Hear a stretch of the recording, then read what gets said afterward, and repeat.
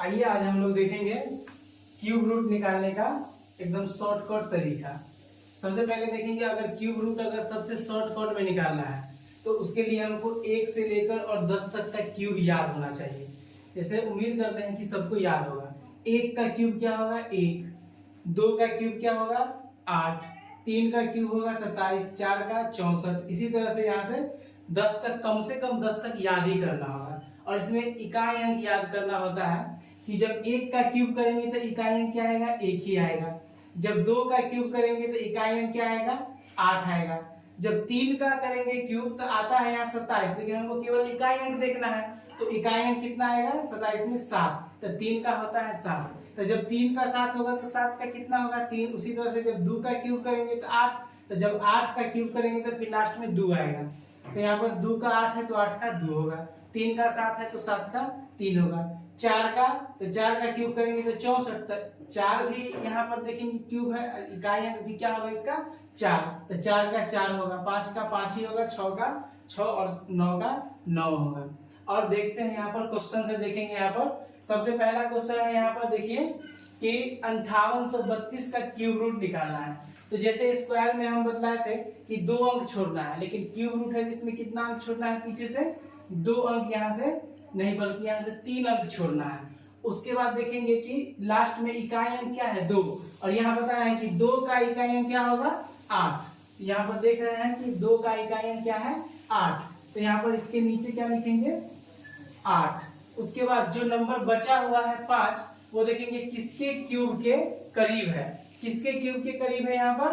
तो 1 का क्यूब है 1, 2 का है 8, तो ज्यादा हो गया 8 तो हमको ऊपर जाना है, यानी कि 1 में ही आना है। यहाँ पर लिखेंगे 1।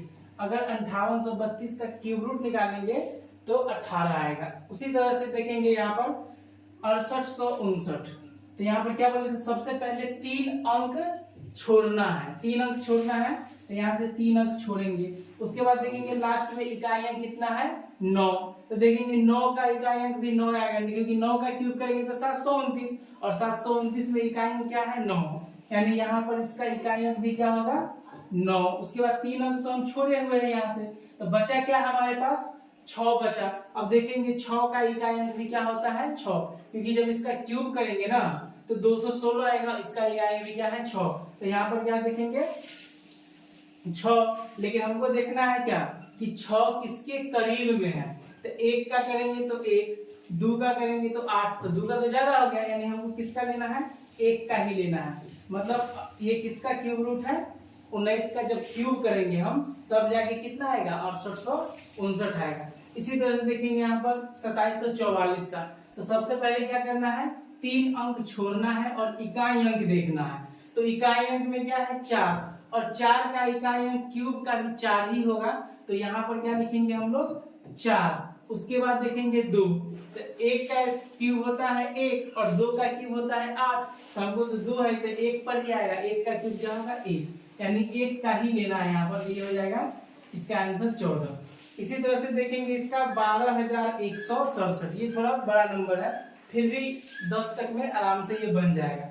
सबसे पहले कुछ नहीं करना है, 3 अंक छोड़ना है और इकाई अंक देखना है। इकाई अंक क्या है 7, जब 7 का इकाई अंक देखेंगे तो जब 3 का क्यूब करते हैं तो 7 आता है। इसी तरह से अगर 7 का क्यूब करेंगे तो 343 आता है, तो इकाई अंक से मतलब है केवल तो 3 होगा, यानी इसका जो इकाई अंक होगा वो कितना होगा 3। उसके बाद देखेंगे 12, तो 1 का करेंगे तो 1, 2 का 8, 3 का 27, तो 3 का हम यहाँ नहीं कर सकते क्योंकि 27 हो गया बहुत ज्यादा है।